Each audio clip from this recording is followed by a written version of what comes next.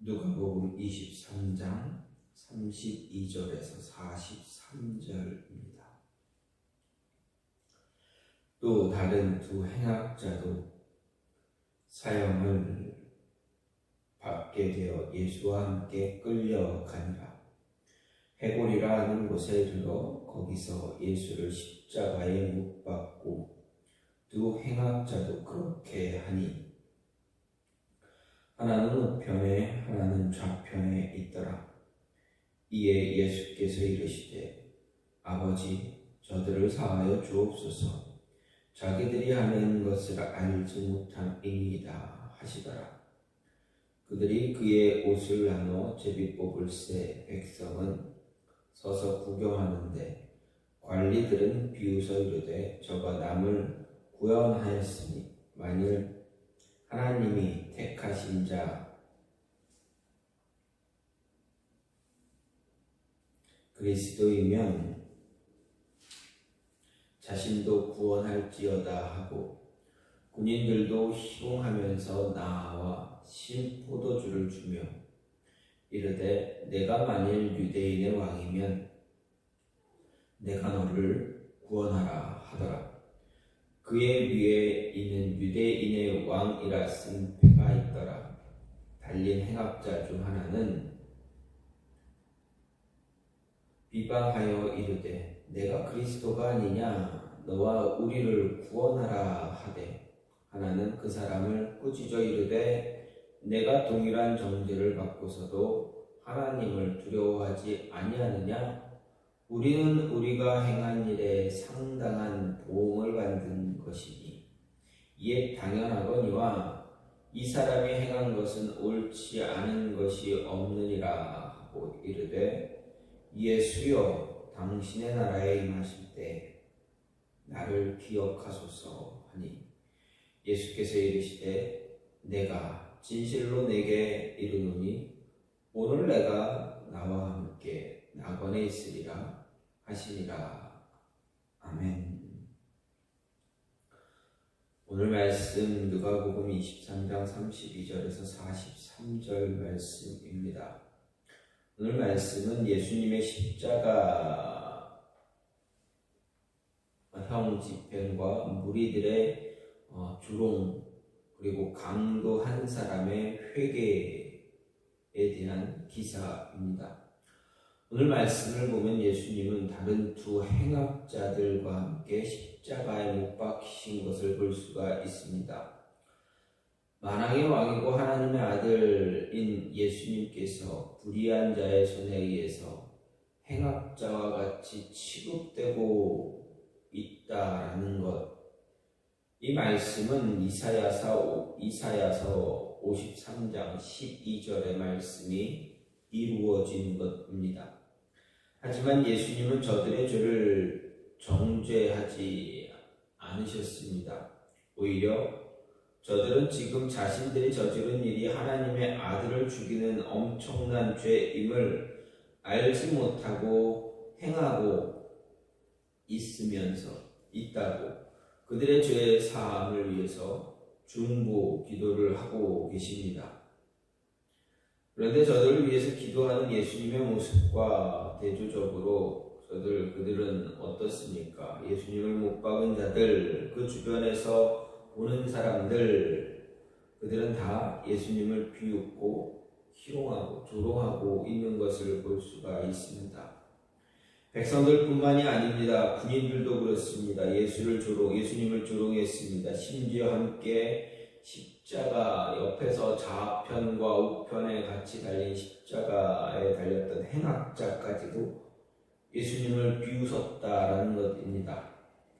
이런 십자가 위에서 조롱은 이미 다윗을 통해서 예시된 것으로 인류가 당할 죄에 대한 보응을 대신 받으신 것입니다. 그리고 로마 군병들은 예수님을 십자가에 못 박은 뒤에 어떻게 합니까? 예수님의 옷을 제비 뽑아 나눕니다. 예수님에게 신 포도주를 마시게 했습니다. 그런데 이것은 시편 69편 21절하고 시편 22편 18절의 예언의 성취임을 볼 수가 있습니다. 따라서 이것은 예수님의 구속 사역의 모든 것이 다 하나님의 계획과 섭리 안에 있고 또 그 가운데서 그대로 성취되고 있음을 볼 수가 있습니다. 한편 예수님과 함께 십자가에 달린 두 행악자 매우 대조적인 모습을 보여주고 있습니다.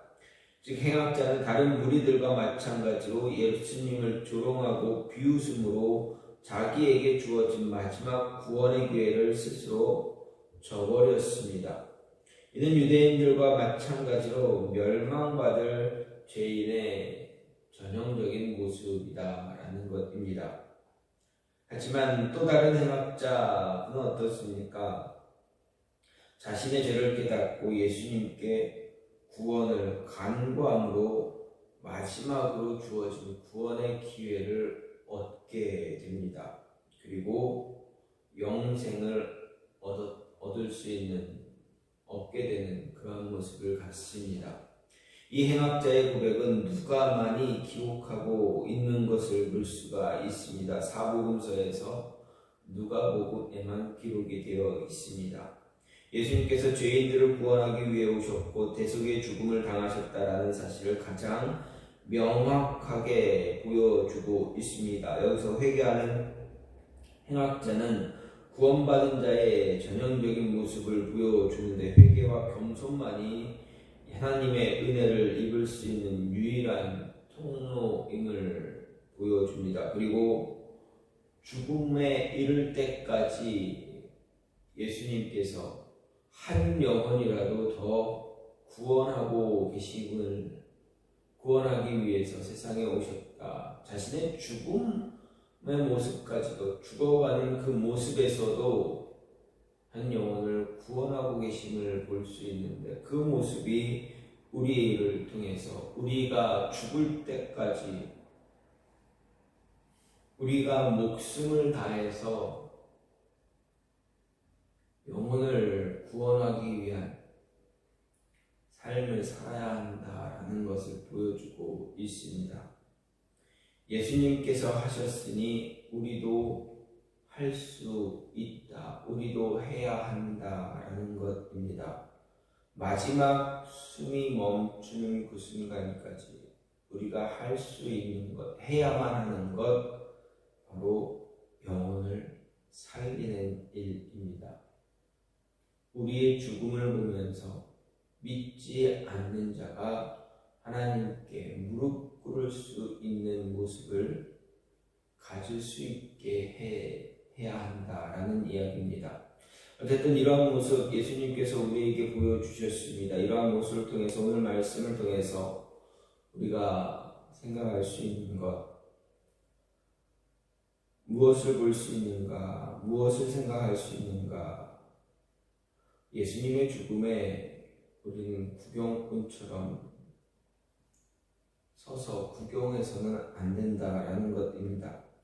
35절 말씀은 백성은 서서 구경했다라고 이야기합니다. 근데 잘 보십시오. 백성은 서서 구경을 했다. 네, 정말 그들은 구경만 한 사람입니까? 백성들은 예수님을 십자가 아래로 다시 이끌어내릴 수 있는 사람들입니다. 백성들은 예수님을 십자가 위에 못 박게 할 수도 있고 십자가 위에 계신 예수님을 다시 끌어내릴 수도 있는 사람들이 백성들입니다. 왜 그렇습니까? 빌라도는 반란이 일어나기, 백성들이 반란을 일으킬까봐 두려워서 예수님을 십자가형에 처했기 때문에 그렇습니다.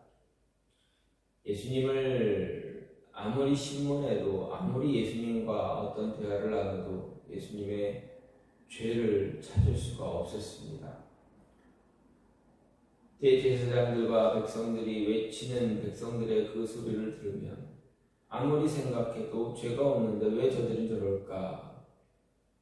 단지 종교적인 모습 때문에, 종교적인 것 것이다라는 것을 알았고, 또 백성들을 선동하는 대제사장, 유대 종교 지도자들이 선동하는 그 백성들, 그 선동에 이끌려 소리치는 사람들,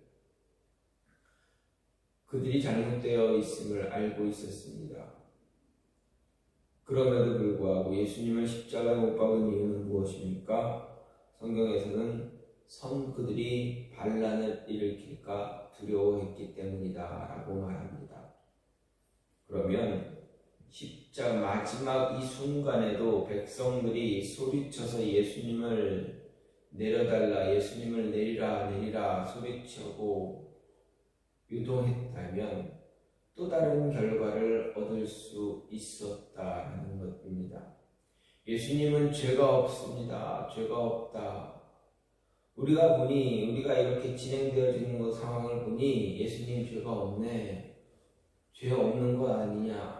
없으니 십자가에서 끌어내려야 된다. 이런 모습을 가지고 되면 그 예수님을 다시 내리고 그 강도 바라바, 살인자 바라바를 다시 그를 십자가에 매달아야 된다라고 소리 지르고 소리 질렀다면 상황은 어떻게 변했을지 모릅니다. 아마 빌라도는 반란을 두려워해서 다시 사형 재판을 번복했을지도 모를 것입니다. 그런데 백성들 어떻습니까? 백성들은 그저 서서 구경만 했다라는 것입니다. 안타깝게도 백성들 가운데 예수님을 따르는 사람들도 있었습니다. 제자들도 몇몇 있었습니다. 예수님을 따라서 갈릴리에서부터 쫓아온 여인들도 있었습니다. 그들도 어쩔 수 없이 백성들 가운데서 바라볼 수밖에 없는 그런 모습 가졌습니다. 어떻게 보면 서서 구경하는 백성들과 별반 차이가 없었다라는 것입니다. 이 모습이 저와 여러분의 삶에서 분명히 나타나지 말아야 합니다. 우리는 그리스도인입니다. 하나님의 자녀, 예수님의 제자들입니다. 그렇다면 우리는 삶에서 수수방관하며 서서 구경하는 구경자, 방관자가 되지 말아야 한다라는 것입니다. 우리가 해야만 하는 것은 끊임없이 예수 그리스도의 이름을 전하고 예수님의 무죄함을 선포하며 믿지 않는 자들을 향해서 복음을 전하는 일입니다. 그럼 이렇게 서서 구경하지 않는 자, 방관자가 되지 않기 위해서 어떻게 해야 되느냐? 끊임없이 예수님과 같이 용서의 기도를 간구할 수 있는, 용서의 기도할 수 있는 자가 되어줘야 한다라는 것입니다. 34절 말씀을 보게 되면 예수님께서 십자가 위에서 말하십니다. 이 말씀하십니다. 아버지, 저들을 사하여 주옵소서. 자기들이 하는 것을 알지 못함이니이다.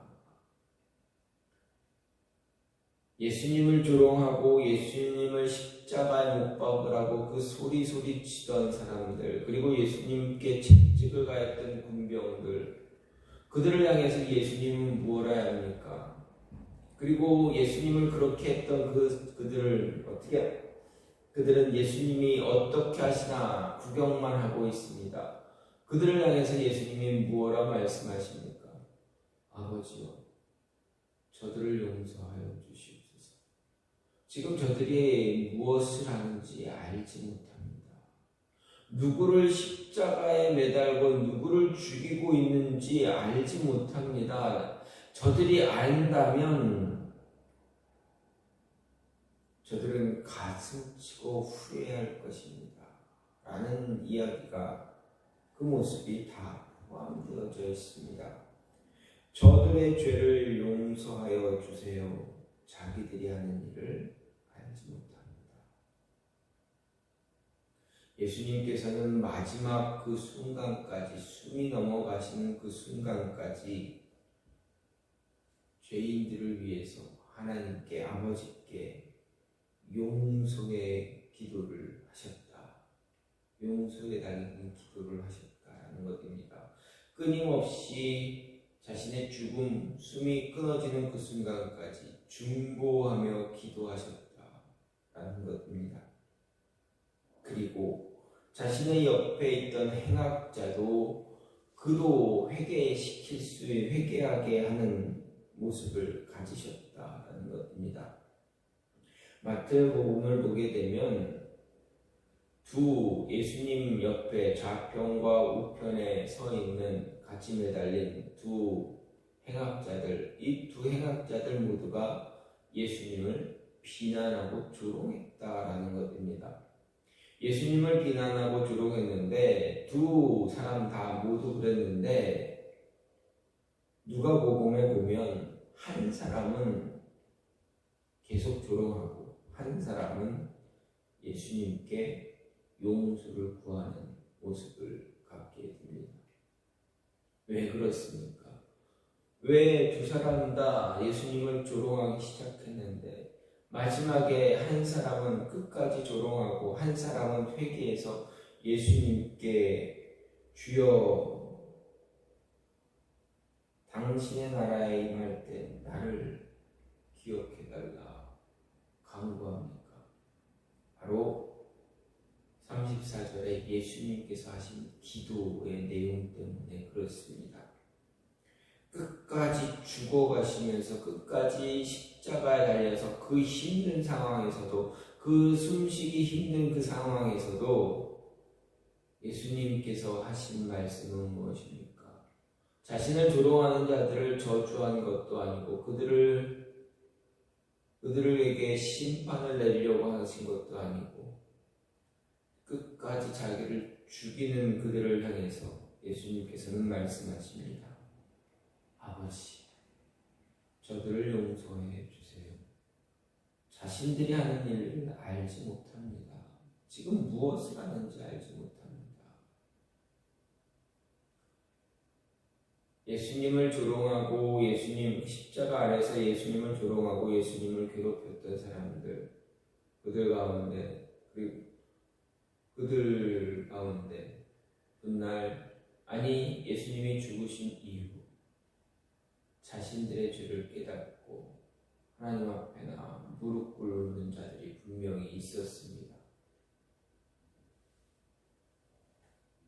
백부장 십자가 아래 예수님을 바라봤던 백부장이 고백하지 않습니까?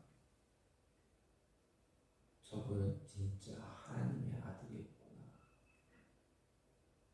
예수님의 용서의 기도로 인해서 마지막 용서해달라는 중보의 기도를 통해서 옆에 달린 행악자도 회개하고 아래서 바라보았던 백부장도 회개하며 예수님께 자신의 모든 것을 내어맡기는, 돌이키는 모습을 갖게 됩니다. 방관자가 되지 않으려면 이러한 기도의 모습이 우리 안에 있어야 한다. 우리도 어느 순간 이런 방관자가 되어질 수도 있습니다. 목숨이 두려워 무서워서 목숨이 내 위협을 받으면 우리도 언제 방관자가 될지 모릅니다. 제자들처럼 언제 어떻게 예수님을 모른다 하면서 도망갈지 모릅니다. 장담할 수 없습니다. 이런 모습 같지 않으려면 어떻게 해야 됩니까? 끊임없이 기도할 줄 아는 자, 기도하는 자 되어줘야 합니다. 예수님과 같이 아버지께 기도할 수 있는 자 되어줘야 합니다. 그리고 다른 시각을 가질 수 있는 자 되어줘야 합니다. 40절에 한 사람은 예수님을 비난한 사람을 향해서 무엇라 합니까? 꾸짖어 이르되 내가 동일한 정죄를 받고도 하나님을 두려워하지 않느냐 합니다. 예수님의 용서의 길, 예수님께서 기도하시는 그 기도의 내용을 듣고 그의 마음은 움직이게 됩니다. 회개하게 됩니다. 그리고 마침내 예수님 앞에서 회개합니다. 우리는 우리가 행한 일 때문에 이 십자가 처형을 받지만 이분은 잘못한 것이 없지 않느냐. 내가 아무리 십자가에 달리면서 같이 옆에 있으면서 생각해 보아도 이분이 잘못한 것은 없다. 우리는 우리의 죄 때문에 죽어가지만 이분은 아무 죄도 없이 이렇게 죽어가고 있다.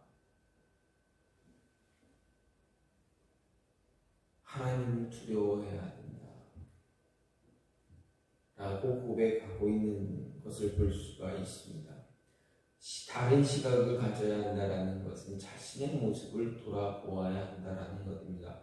내 모습을 보게 되면, 지금 사람들의 모습을 보게 되면 예수님은 아무 문제가 없는, 아무 죄도 없는, 아무 꺼리낌도 없는 분이다라는 것을 알 수 있다.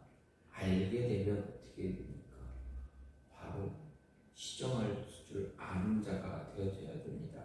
고쳐야 합니다. 자신이 잘못된 것을 고칠 수 있습니다. 너무 늦으면 안 됩니다. 너무 늦게 회개하게 되면 안 됩니다. 너무 늦었다라는 것은 무엇입니까? 이미 할 수 없는 순간이 온다라는 것입니다. 회개도 회개할 수 있는 시간이 있습니다. 자신의 목숨이 붙어 있을 때 하나님께 자신이 죄인임을 고백해야 합니다. 목숨이 끊어진 이후에는 고백해봐야 아무 소용이 없습니다. 회개하기에 너무 늦은 때는 없습니다. 따라서 빠른 시간, 늦었다 생각했을 때 빨리 하는 것, 회개해야 합니다. 바로 죽음 앞에서라도 회개해야 됩니다. 죽음 앞에서라도 예수님께 자신의 죄를 용서받을 수 있어야 됩니다. 그래야 마지막에라도 목숨이 끊어지는 그 순간에라도 구원의 열차를 탈 수가 있기 때문에 그렇습니다. 구경자, 방관자 되지 않기 위해서는 하나님께 간구할 수 있어야 됩니다. 기도할 수 있는 자 되어져야 합니다.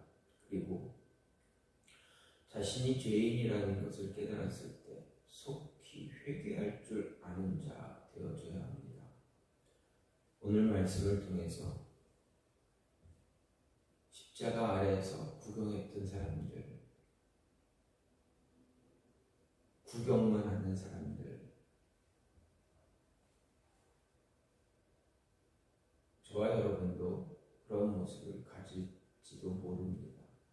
그런 사람들 되지 않으려면 늘 기도해야 됩니다. 늘 하나님께 간구해야 합니다. 그리고 한 영혼이라도 더 하나님을 만날 수 있도록 기도하고 영혼 구원을 위해서 열정을 다해야 하는 것입니다. 그리고 내 안에 있는 죄에 대한 회개, 온전한 회개 모습이 있어야 한다라는 것입니다. 이 모습을 가져야만 하나님께 돌아오고 구경꾼, 방관자 되지 않을 수가 있습니다.